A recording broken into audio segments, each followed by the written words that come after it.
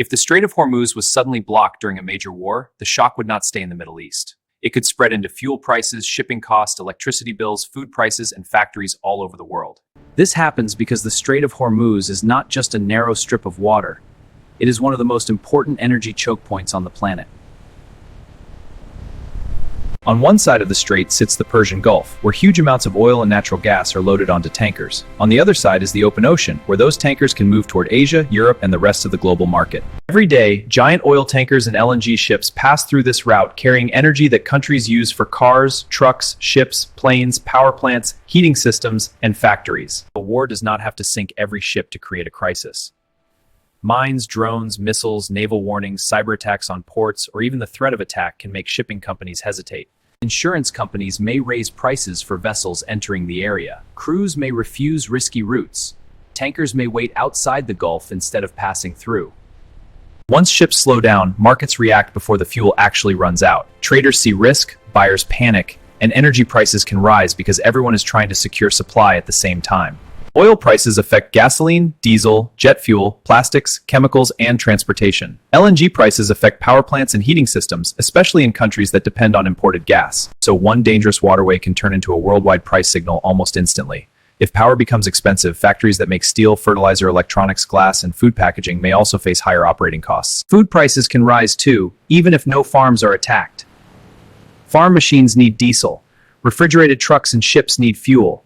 Grocery stores need electricity. If energy prices rise across the supply chain, the cost of planting, harvesting, processing, cooling, and transporting food can rise with it. They could release emergency oil reserves, reroute ships, increase production from other regions, use pipelines where possible, or ask people and industries to reduce energy use. If one mistake happened near the Strait of Hormuz, a regional war could start spreading before anyone fully understands what happened. It could begin with a tanker hit by a drone, a missile, a mine, or even a misread warning on radar. At first, the damage might look local. One ship burns, one crew sends distress signals, and one navy moves closer to protect traffic.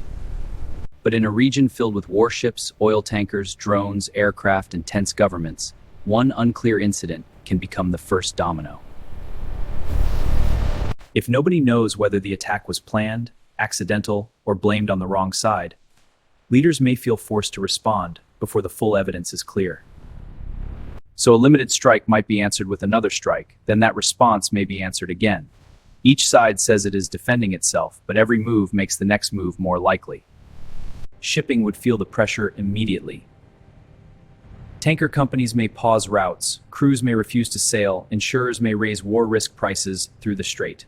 The Strait of Hormuz is so important because huge amounts of oil and liquefied natural gas pass through it on the way ships slow down or stop. The world does not need to run out of fuel for prices to jump.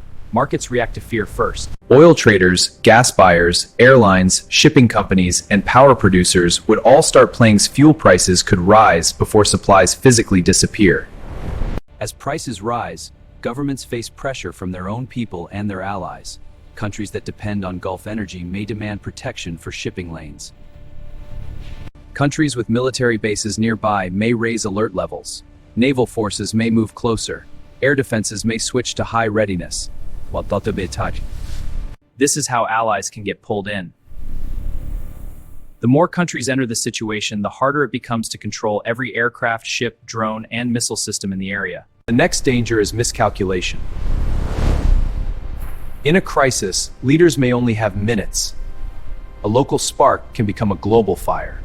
If a country launches a few drones, modern air defenses can usually track them, identify them, and shoot them down. But if hundreds of drones arrive at the same time from different directions at different speeds, the problem changes. The defense system is no longer only asking, can we destroy this target?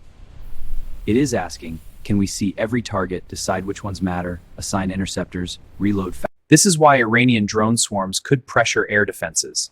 Many drones are slower and cheaper than fighter jets or ballistic missiles, but that can actually make them useful in large numbers. A slow drone gives defenders time to react, but it also stays in the air longer, forcing radars to keep tracking it. Near terrain, buildings, or sea clutter, radar may have to separate real threats from background noise.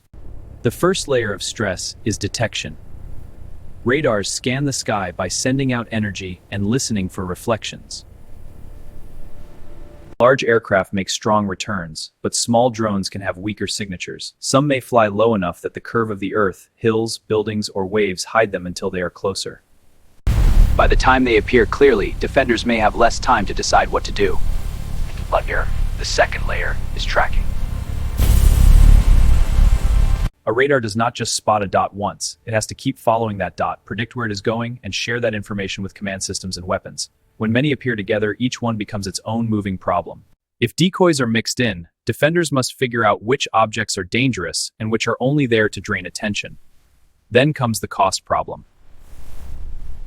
A small drone may be much cheaper than the interceptor missile used to destroy it.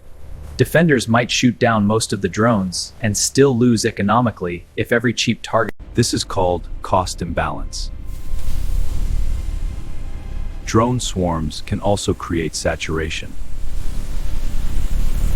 This does not mean air defenses are helpless. Modern systems can use layered defenses, radar networks, electronic warfare, guns, missiles, directed energy, and fighter aircraft. If a major war was about to begin, the first attack might not be a bomb, a missile, or a jet crossing the border. It could start quietly inside computer networks, long before anyone sees smoke in the sky. This happens because modern countries are connected through digital systems that control power, money, ports, satellites, fuel, transportation, hospitals, and military communication. Before an enemy attacks what people can see, they may try to weaken the systems people depend on. A cyber attack can begin with something small.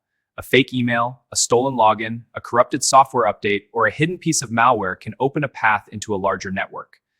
Once inside, attackers may not immediately shut anything down. Instead, they can watch how the system works, map important connections, learn which machines control which service until it is needed. That waiting stage is what makes cyber war so dangerous. A missile must be launched at one moment, but malware can be planted weeks or months before the crisis begins. It can sit inside a server, a control system, or a supplier network while everything looks normal from the outside. Then, when tensions rise, the hidden code can activate at the exact moment leaders need speed, trust, and clear information. Power grids would be one of the most serious targets. If attackers disrupt control signals, operators may see wrong readings, delayed alarms, or false equipment status. A power plant might still be working, but the control room may not know which lines are overloaded or which substations are stable, without causing blackouts even before anything physical is destroyed. Ports could be hit next, because modern shipping depends on data. If that data freezes or becomes unreliable, containers may pile up, fuel deliveries may. Banks and payment systems could also be pressured. If transactions slow, accounts lock, or timestamps become unreliable, businesses may struggle to pay suppliers. Satellites and military networks make the danger even bigger. If those systems are disrupted, commanders may lose navigation accuracy, weather data, surveillance images, or secure communication. This is the real goal of an early cyber attack. It is not always to destroy everything.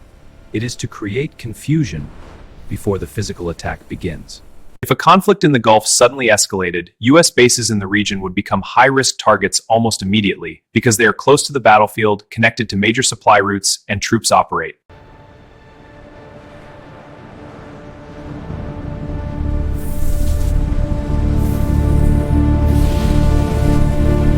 That makes these bases valuable, but it also makes them exposed. Unlike ships that can move across the ocean, many bases are fixed on land. Their runways, hangars, fuel storage areas, radar domes, and command buildings stay in known locations. The first major threat would be missiles. Ballistic missiles can travel fast and fall from high angles, while cruise missiles can fly lower and follow more complicated paths. A single missile may not shut down an entire base. Even if the damage is limited, repair crews may have to stop flights, clear debris, check hazards, and restore power before operations return to normal. They can be cheaper, smaller, slower, and launched in large numbers. Some may act as decoys, while others may carry sensors or warheads. If dozens arrive from different directions, air defenses must detect them, track them, decide which are real threats, and assign weapons quickly. The defenders might shoot down most of them, or it could still drain interceptor missiles, overload radar screens, and create gaps for follow-up attacks. Proxy attacks would add another layer of risk. Instead of striking only the base directly, groups in nearby areas could threaten supply convoys, ports. This matters because a base depends on constant flow.